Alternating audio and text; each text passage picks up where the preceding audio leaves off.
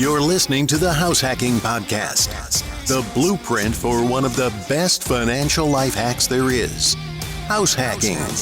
If you are looking to get ahead financially or learn about the easiest way to get started with real estate investing, then you are in the right place. Stay tuned and join a community of individuals from all walks of life that use house hacking to eliminate their housing costs and accelerating their path to financial independence. Your number one place for all things house hacking.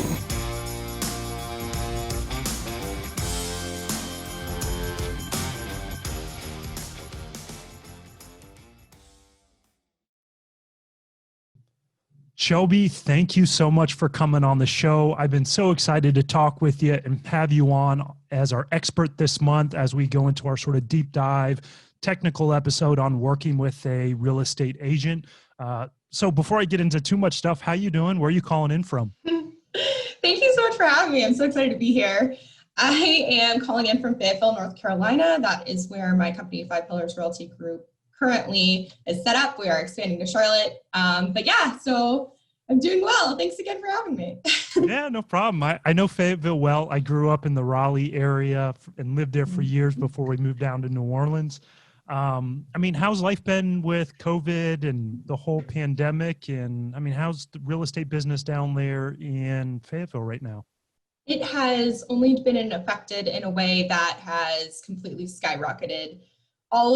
This market is insane right now. So a lot of people expected it to slow everything down. And right now, so historically, Fayetteville is rather stagnant. It takes a long time for properties to sell, great rental market.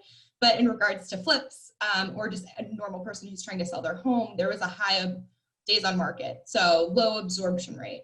And so now it's not like that at all. The properties will hit the market and there's 30 showings and multiple offers, highest and best and all this stuff. And it's just complete madness. So really great for flippers and for just relatively selling properties in general. And for folks that aren't familiar with Fayetteville, it's home to Fort Bragg, probably one of the most iconic military bases on the Eastern Seaboard. Absolutely. Awesome. So, give folks just a little bit of background about you. You're a veteran, you're a real estate agent broker, you're a real estate investor as well. Just give us a little bit of rundown on your history for folks that don't know about you. Sure. Okay. So I was in the military for 6 years and got stationed at Fort Bragg as my second duty station. My first one was at Joint Base Lewis McChord out in Washington, where I bought my very first investment property. It wasn't an investment at the time. I bought it as a primary residence, as a house hack without knowing it to be a house hack. And it wasn't until I moved to North Carolina that I started paying attention to the numbers of that property. And I was like, oh, wow, it's bringing in money every month, not knowing it was like cash flow. And so that kind of sparked my interest in real estate right around the time where the Army was really becoming more and more frustrating to me. And in the military, for those who have been in, it's a challenging lifestyle. It's very demanding. And it's not that I like demanding, I really do, but I like demanding in a way that I can create my own future. Yeah. And with the military, you don't really have too much say in a lot of things. So I decided it was time to get out in January of 2018 is when I actually got it out. But it was April of 2017 where I was like, hey, I'm going to get out, and real estate was interesting to me. So I got my license at night school and I got my first investment property in November of 2017. Then I got out full-time 2018. And my very first year, I was the Keller Williams Rookie of the Year for all of the states of North and South Carolina. And by the end of that first year, I had 16 doors.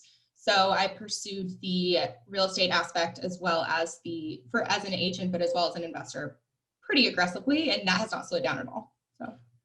So what really made you actually look at that of why both be a real estate agent and an investor at the same time? Or did it just start to develop that way? Or was the goal to try to be an investor first and then you thought, I'm going to get licensed and be an agent and save money and grow that business as well? So I was always an investor first. When it finally hit about that property that I had back in Washington, it was absolutely, hey, if this property that I didn't even try to make money off of is producing money, what could I do if I tried? Yeah. So the investment part was always in the forefront of my vision. And the agent piece just made a lot of sense. So after being in the military and being one of my major frustrations was the fact that I bust my ass in pretty much everything I do. And I was working very hard, and that work was rewarded with more work to pick up for the people who weren't working as much. And those people, I was getting promoted at the same rate, but getting paid the same amount. And that was incredibly frustrating to me. So one of the things that drew me about being a real estate agent is that it's a complete hustle industry. It is, you put in the work, you work smart, you work hard, and it is a direct reflection about how much you make.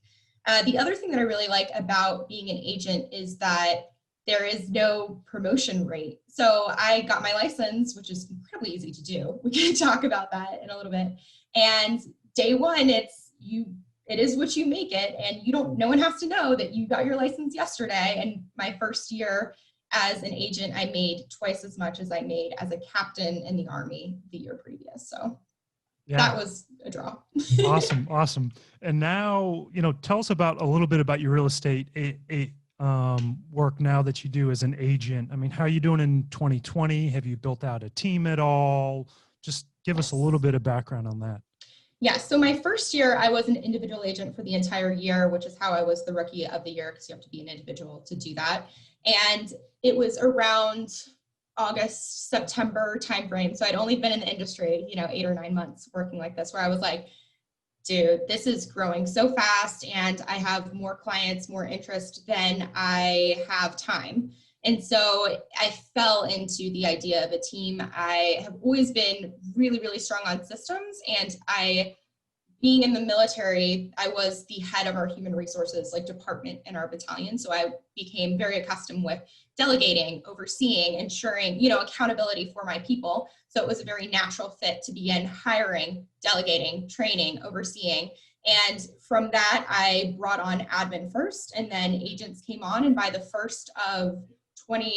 January 1st of 2019, Five Pillars Realty Group was created. And in our first year, we closed 130 deals and 19 million in volume, which in Fayetteville market it's huge. It's pretty good. I mean, it's a huge, 19 million is pretty big in a lot of markets, unless you're like in New York where you're selling properties for like 5 and 10 million. But yeah, that's really, really huge accomplishment. Mm-hmm. And then just touch on the real estate side. So I know you said you bought a ton of units in that first. I mean, how many units are you up to now? 51. Awesome. So yeah, 51 now, and there's 4 also that I have Airbnb arbitrages, so I don't own them. So if you count those, then we're 55, and I've done, some flips that I don't own, so those don't count either. But yeah, it's mostly, there are some single families. It's mostly residential multifamily. And then I have a couple that are technically commercial because they're over 5 units, but there's a 5 unit, a 6 unit, and an 8 unit now. So that's awesome. The investor side. Awesome. So folks, you could probably hear her whole in-depth story on a Bigger Pockets episode, which just came out maybe a week and a half, 2 weeks ago, depending on when we end up releasing this. But her background, she's experienced, she's been kicking ass. So this is why I wanted to have her on, is really answer your questions. So I appreciate everyone for responding to our Instagram stories on questions and in our house hacking forums. And so what we're going to do now is sort of dive into all these questions from all the folks about working with a real estate agent. So again, thank you for taking the time to talk with us, and let's just sort of start going into these. So I think a good one is, how can we as a real estate investor be a good client for you as an agent and a broker? Yes, I love this question. I wish all of the clients would start out that way. Hey, how can I be a good client? But okay, so the first thing I would say is you need to take a look at yourself. So if you are a brand new investor and you don't know a damn thing, I don't know if I can curse or not, about real estate, and you call an agent and says, I want to be an investor, that's the wrong answer. You have to start with yourself. So fix yourself. So what I mean by that is probably take a look at your life. And I know this is going further than just how to be a good client, but look at yourself. Like, what are you doing with your time? Cut things out of your life that don't matter, that are draining you as opposed to fueling you. And then more importantly, get smarter. So listen to, the house hacking podcast, listen to Bigger Pockets, read, like read real estate books, of course, but also personal development, self-development, you know, how to be a highly efficient and effective person. And so once you are smarter, it's funny because I actually have action steps. So I'm reading off my action steps to default because I just kind of want to explain what we do. So when we get a client who comes in, the first thing that we do is we send them the first set of documents, which include the action steps on how to be a successful real estate investor, which is what I'm going through right now. Fix yourself, get smarter, get money and tools. Yeah, whatever. And then the second part that we send them is a questionnaire, which I'll get into in a second. And if you go through, which I can give you these if you want, Andrew. Yeah, we'll put those in the show notes for everyone. Okay, cool. So if you go through the action steps on how to be a successful real estate investor, and then you can fill out the questionnaire, you are going to be an awesome client for any real estate agent who knows anything, or actually they don't even have to know anything. But yeah, so besides fix yourself, get smarter, collect tools and money, and then also get out there in the sense of get a Bigger Pockets profile, start becoming a member of the community. With all of this is the intention of making you a complete person so you know what you want. Because that's the next piece. You have to know your criteria in order to be a good client. So that's the questionnaire that we send out is literally like, step one is, have you completed all items on the action steps? Step two, it goes through, what's your investment experience? What are your goals? These are the type of things that you need to know in order to inform your agent so that way they can find things that meet your goals. Because if you don't know what you want, there's no way I'm going to be able to find what you want. Absolutely. So, and we as an investor would frustrate you because you work on commission and we'd be running you around all the time. And yeah, so you wouldn't help us and we wouldn't be helping ourselves. I love those tips. Absolutely. And then also like, you need to know your strategy. So not only like, you know, your goals, but what strategy are you looking for? Like, are you looking for a turnkey property? Do you want a BRRRR? Do you want to flip? Do you want a house hack? All of these things, which I think one of your questions later is how to find a friendly real estate investor agent. But all of these things are things that you need to communicate up front in order to set a successful stage for your agent and your relationship. Awesome. I feel like we could have a whole episode just on that. Oh, sorry. There, yeah, I'll stop. I could talk forever. No. That's good stuff. So we'll get your checklist and share that in the show notes for folks. But I mean, that sort of leads into the next really good question is, all right, so we've done someone's done their due diligence. They've done their research. They've set up their Bigger Pockets profile. They've read, they've listened. They got an idea of the strategy, the type of property they want, the market they want to go in. And they say, great. All right. So I want to go invest in Fayetteville, New Orleans, Colorado, wherever. How can someone find a agent that is actually going to understand working with real estate investors? So there's 3 recommendations I have for this. The first one is post on Bigger Pockets. You're going to find a ton of recommendations there. The second one is go to local real estate investors meetups and ask other investors who they're using. Also, there's a chance that investor savvy agents will be there anyway. We actually host our own meetup, so it makes sense. And then the last one is on your MLS. I don't know everyone's MLS, but in ours, we have a ton of foreclosures. And so I would find those foreclosure agents, because there's only a few of them, and I would just call them and be like, which agents are submitting all the offers? Because those people who are going after the foreclosures or going after like the cheap type of properties are probably investor savvy investors themselves or working with investors. Oh, that's a really great tip. Yeah, that's what I usually recommend is the first 2, but that third tip, I'm going to steal that one. I might have to go find another agent for me to work with here in my area. So that's an awesome tip. Cool. All right. So, next question from the community is what's the difference between just an agent and sort of a realtor and a broker? And does it matter which one I work with?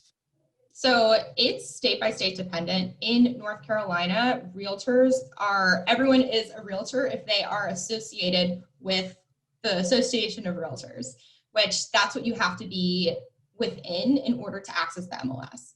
So for North Carolina, if you are on the MLS, you're a realtor. But the broker piece in North Carolina, as soon as I get my license, I am a broker. In North Carolina, when you first get your license, you're a provisional broker. And then after you've done the required post-licensing education, which for us, it's 90 hours of post-licensing, then you become a full broker. So I'm actually not even sure what the other states are. I do think that there's a difference between, being a broker and not. But for us, it's purely education. Awesome.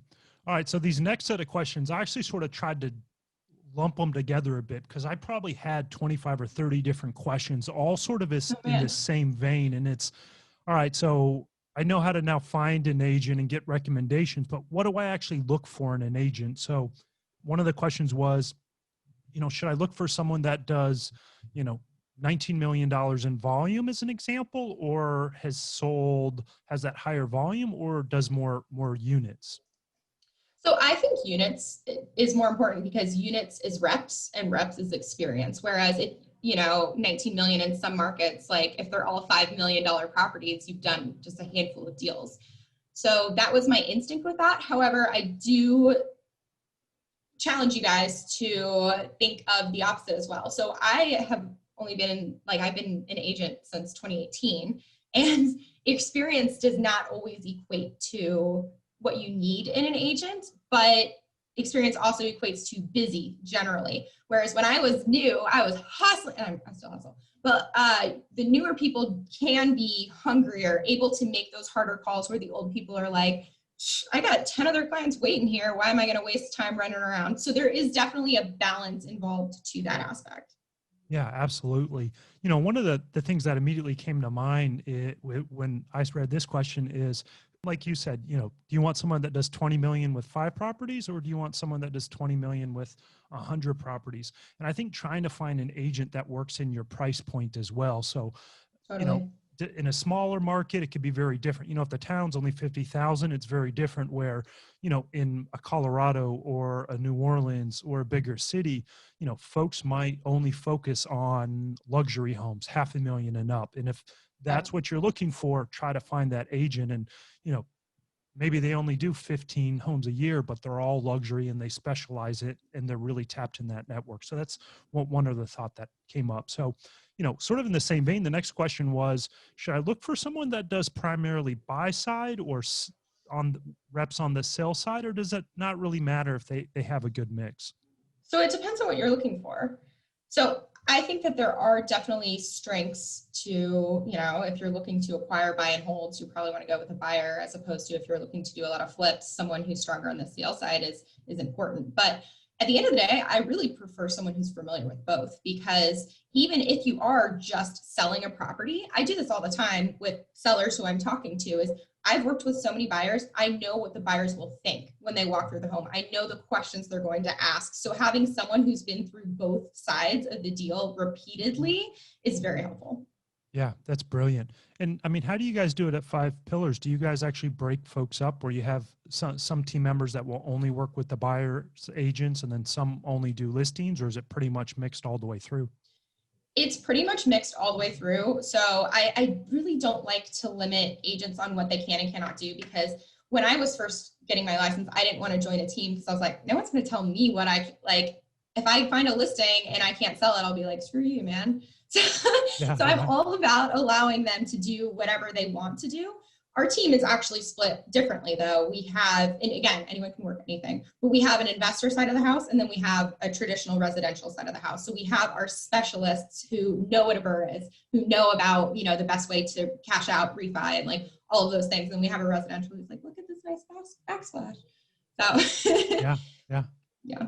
Awesome. Makes a big difference. All right. So this might vary state by state, but the next question coming from the community is, what licenses do a agent realtor need to have? This is nationwide. Everyone needs to have passed the state and national exams in order to get their real estate license. And once they have their real estate license, this is the part I'm not sure if it changes by state, but in North Carolina, all you need is your real estate license, and that's it. It's off to the freaking races, which honestly is pretty terrifying. Just so you guys know, to do some research on your agent, because it is way too easy to get your license. And when you're in real estate school, they don't teach you how to be an agent. They teach you contracts. They teach you how not to break the law. And so then they're like, okay, go do it. And they're like looking around like, what do you mean? Yeah. So be careful. Awesome. Really great stuff. All right. So next question is, can I work with any agent in my town, or is it better to find someone that knows specific areas? And the way I read this was, not for a small 20,000 person town, but that sort of larger city. A good example I might give is, New York. Manhattan's very different than Brooklyn, or, bigger cities have different types of towns. So I guess that's really what I read. The question is, can I work with just any agent in the town, or should I find someone that is better in specific areas of towns where I want to invest in? My instinct is you should always find the specialist. And I still believe that you should always find the person who's familiar with those neighborhoods, the intricacies of that specific submarket, because it can vary incredibly greatly. But something that you could consider if you are working with a team is a lot of times teams will have people who from each area. Like for our team in particular, we have 2 agents who are much closer to Raleigh, so they specialize in that area, and we have a person who's in Lumberton, so they specialize in that area. So it's about a conversation, but definitely specialization all the way. Awesome. So is that a trait that you had before the military, or did the military really sort of hone that into you, where everyone's got their MOS and they know their specialty and it goes from there? I think a lot of the qualities that I have were in me before, but the military really like pulls them out of me, because we're huge on that. Like even with teams, which yeah. So within our team, the agents can work with whoever, but we have admin who do contract to close. We have, a marketing person who that's all they do, because I'm such a firm believer in the 80-20 principle. Focus on your 20%, outsource out the 80%. So that way you can expedite your success. Awesome. And I mean, that leads right into the next question from the community is, should I work with an agent that has a team or is solo? Totally depends on the team. So our team in particular, of course I'm biased because I think we're freaking awesome, yeah. but our team in particular, it is like a well-oiled machine. And if I had a choice and I was a client, I would want to work with this team, because if you were an individual agent, that agent is doing every piece of the puzzle, from the marketing, from talking to the client, from showing homes to writing offers. Once it's under contract, there's so much that goes on that I feel like sometimes people don't even realize. Communication with the lender, with the appraiser, with the attorney, all these pieces. So if that one agent is doing everything, they can't focus on the one thing that they need to be doing in order to, grow their business, be an expert, all of these things. So I vote team. Awesome. All right. So what is a typical sales fee or percentage? And then they added in, should I go with one of those, discount places that just do a flat listing fee? Okay, so typically 3% is the commission for both the buyer and the buying agent and the listing agent. But what that looks like is buyers generally don't pay their agent's commission. Generally, all 6% of that comes from the seller. So if you're just buying rentals and you're doing buy and holds, you're never going to have to pay your agent probably. So that can vary. So like I know in Raleigh for us, like 2.4 on the higher end houses is pretty common as opposed to 3. And the lower end markets, like for our market in particular, we have properties that sell for, $40,000, $50,000, and 3% off of that is just not going to cut it. So, yeah. So we do end up doing alternatives to compensate to ensure that my agents actually get paid what they deserve. So we'll do like the 3% from the seller plus a flat fee from the buyer to equal what would be a fair commission.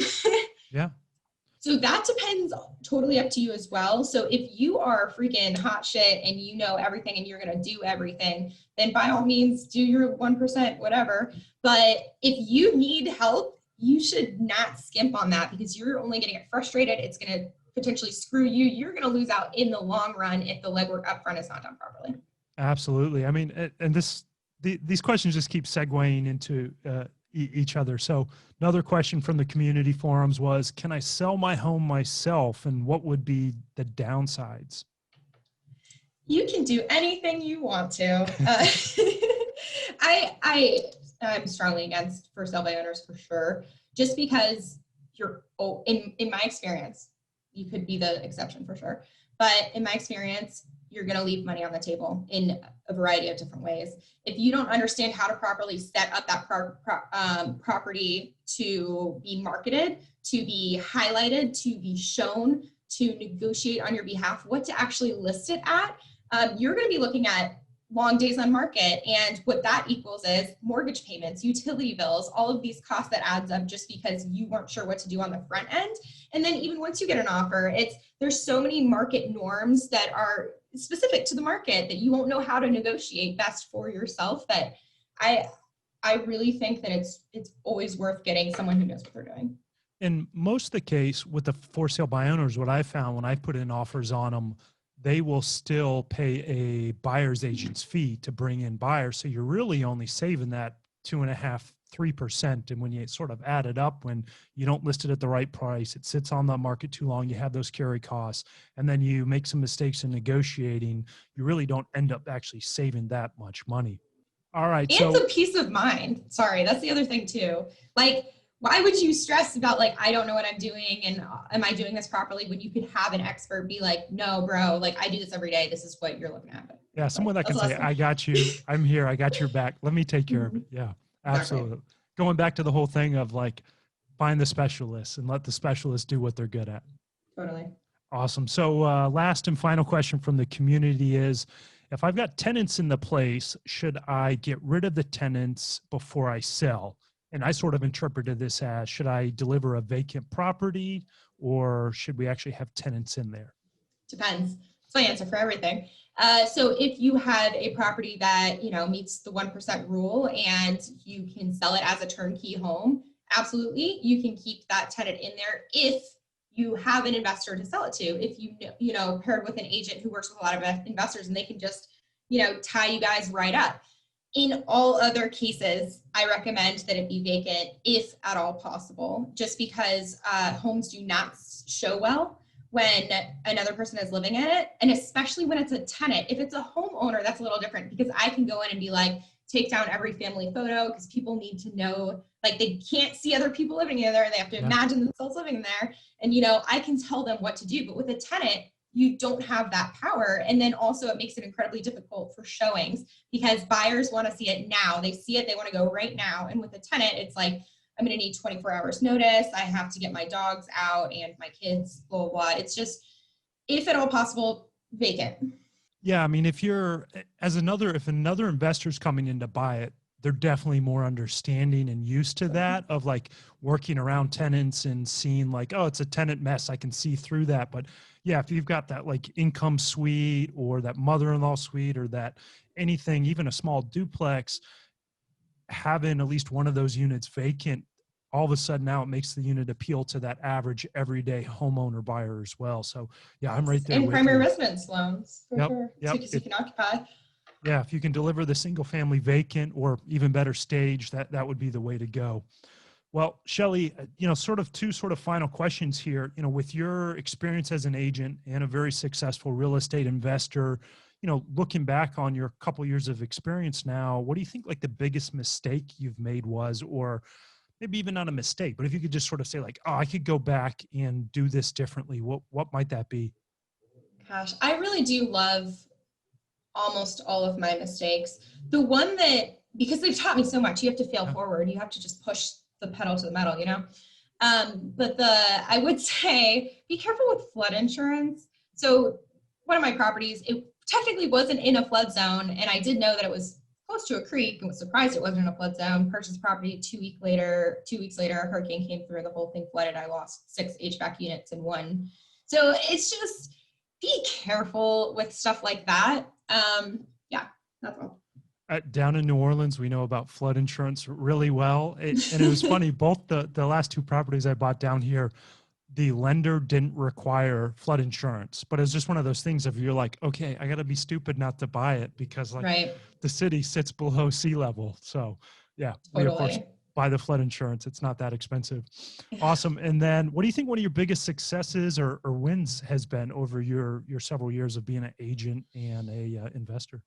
The people, the community. I'm so, so proud of not only the team that has been built out of nothing, but also our community within Fayetteville. We have a really, really strong investor vibe here. We have Pints and Properties, our real estate investors meetup, where we have anywhere from 50 to 80 people show up to some friggin' nerdy, but it's fun. And everyone's just really supportive and giving. There's not scarcity mindset. And I just freaking love our vibe. So that's what I'm proud of. Awesome. Very cool. Yeah. If I'm back to North Carolina one time when you're doing one of your events, I'll drive down to Fayetteville to come and hang out. That'd be awesome. I love the local meetups. All right. Before we let you go, we like to ask all of our guests a set of final 6 questions. You ready for them? I'm ready.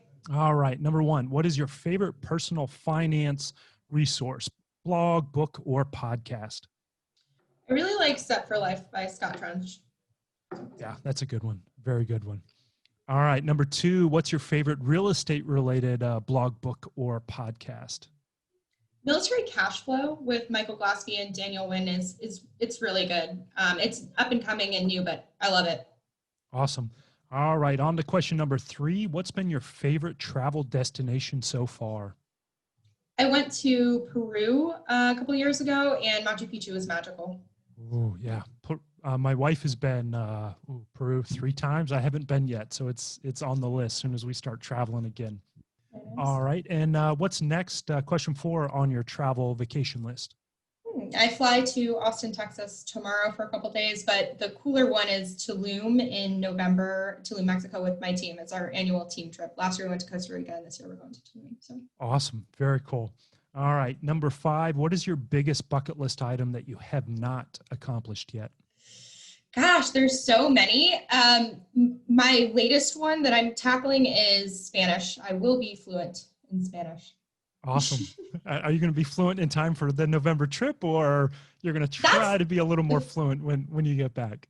It's the goal, but we'll see. Yeah, awesome. Well, good luck. You'll have to let us know how it goes. Thanks. All right. And number 6, Gracias. what's your favorite life hack? Yes, gracias. I would say leveraging for sure. Leveraging, outsourcing, whatever you want to call it. A lot of people want to do everything themselves, and I just do not think that that's the way to go. You need to double down on your strengths and hire out your weaknesses. Awesome. Well, Shelby, where's the best place for folks to find you? Facebook, Instagram, shelbyosborne.com is coming soon, or fivepillarsrealty.com. Any of those. But on Facebook and Instagram, it is Real Estate with Shelby Osborne. Awesome. And then you also have a course that's just coming out too with if you're an agent and you want to work with real estate investors and tap into that whole market, plug that really quick. And we'll put a link into the show notes too for everyone. Perfect. Myself and my first 2 agents actually we started a consulting business that's now live, where we teach agents on how to work with investors. And then we also teach agents on how to build their own team, because those are both of the things that we've really been able to hone down, build systems for, and can educate on. So if you're interested in that, let me know. Awesome. Well, Shelby, thank you so much for being on the show today. I appreciate you letting our community pepper you with all these questions about how to find a good agent, work with a good agent, what to look for, and everything. So thank you again for being on the show. Thank you. It was awesome. Thank you.